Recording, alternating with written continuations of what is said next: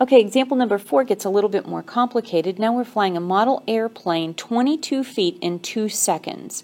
And we want to know what that airplane speed is in miles per hour. So we're still going to do it the same way. We're going to identify what we've been given and then what we're trying to convert it to. So I'm going to expand this so I have a little bit more space to write. And so now I can say, I can put what I've been given, 22 feet per second, and I want to change it to miles per hour. Okay, so I have to figure out now, I have 2 separate units that I'm going to change. So I first want to change my feet. Now I could choose to change seconds, but I'm just going to choose feet first because it's on the top. It just makes it easier to choose. So I'm going to choose feet, and I need to change it to miles. Okay, so I have to think about a conversion rate that changes feet into miles. And so I happen to know that one, and you should too, because we've got it on our conversion sheet. And so we know that there are 5,280 feet per mile, but now we have to decide where our units have to go. So since feet is in the numerator and we want it to divide out, we have to put it in the denominator. So that way we can divide those 2 things out, because feet divided by feet gives us 1. We want to change it to miles. And so now we have to put the relationship in there. 1 mile equals 5,280 feet. Okay, so now we've taken care of the miles, because you'll notice that the only thing left in the numerator now, feet divided out with feet. So now we have miles in the numerator, which is what we want. So now we can work on the seconds. So we have to convert seconds to hours. So since seconds is in the denominator, we need to put seconds in the numerator so it will divide out, because seconds divided by seconds gives us 1. We want to change it to hours, but some of us may not know how many seconds are in an hour, but we do know how many seconds are in a minute. So we'll change it to minute first. We know that there are 60 seconds in 1 minute. But again, we don't want minutes down in the denominator. We need hours. So we'll have to do one more conversion rate so that we can convert minutes to hours. So again, minutes is in the denominator, so in order to divide it out, we have to put minutes in the numerator, because minutes divided by minutes gets us 1. And we want hours in the denominator, and we know that there are 60 minutes per 1 hour. So now that we have our conversions in there, you can look and see that the only thing left as far as units in the numerator is miles, which is what we want. And in the denominator, the only thing that's left in the denominator is hours, which is what we want. So now we just have to find out what the number is. So to get the number, we're going to take all of the numerators and multiply them together. And so we have 22 times 1 times 60 times 60. And then the denominator, we're going to do the same thing.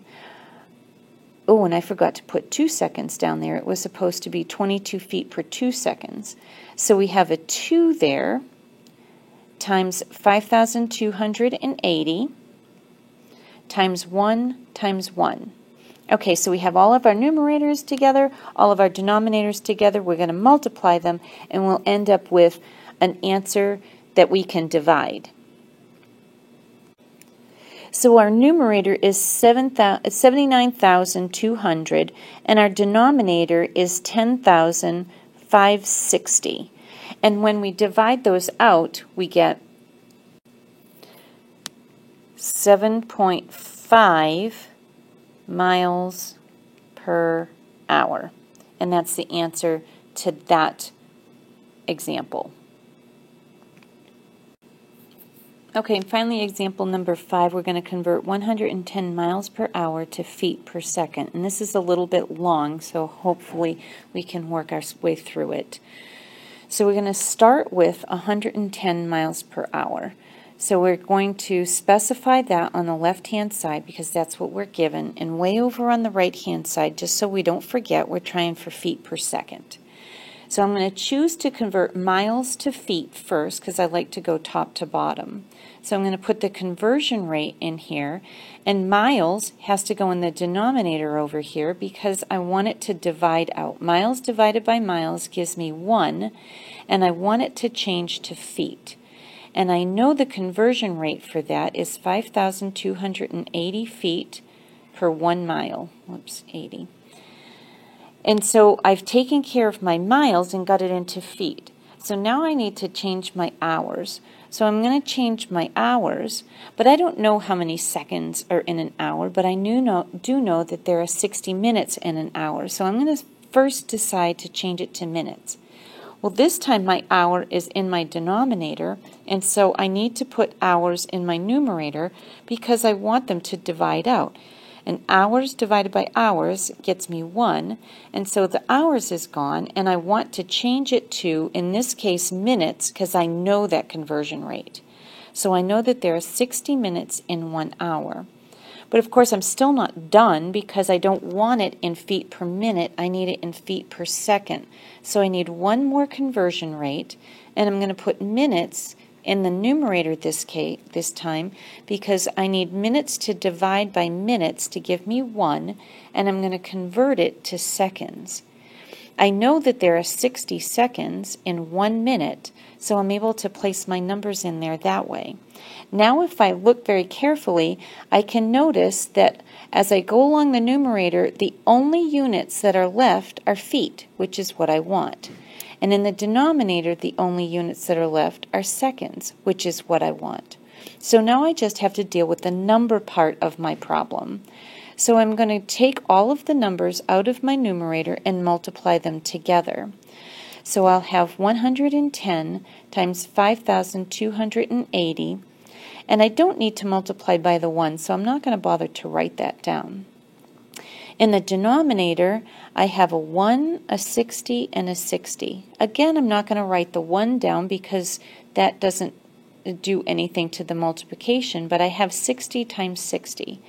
Now I just have to do the math, multiplying the numerators together, the denominators together, and do the division.